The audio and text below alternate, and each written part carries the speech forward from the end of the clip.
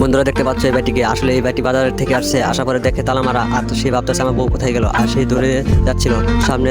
তার পাড়াবশ্যী এক ভাইকে দেখে, বলে তোমার ভাবিকে দেখেছো? সে বলতেছে তোমার ভাবি তো মাঠে কাজ করতেছে। তাই সে খুশি হয়ে বলতেছে ধরো তোমাকে একটা সিগারেট দিলাম, তুমি দিও। এই বলে সে দৌড় দেয়। আর দৌড় দেওয়ার পর তখন সে ধান কাটছিল, আর ধান কাটার হাসি মুখে সে ধান কাটছিল। আসলে সে খুবই পরিশ্রম করে থাকে। তার হাজব্যান্ড এসে দেখতে পায় সে ধান কাটছিল, আর সে ধান মারাই করছিল। সে সমস্ত ধান মারাই করে আর বস্তাবন্দি করে, আর এই বস্তাবন্দি করে সে ঝুড়িটি তুলবে, আর তুলে সে বাসায় নিয়ে যাবে।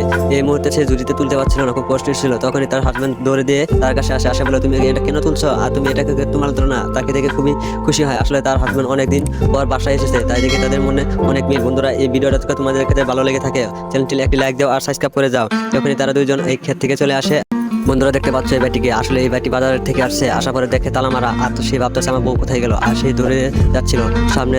তার পাড়াবশ্যী এক ভাইকে দেখে, বলে তোমার ভাবিকে দেখেছো? সে বলতেছে তোমার ভাবি তো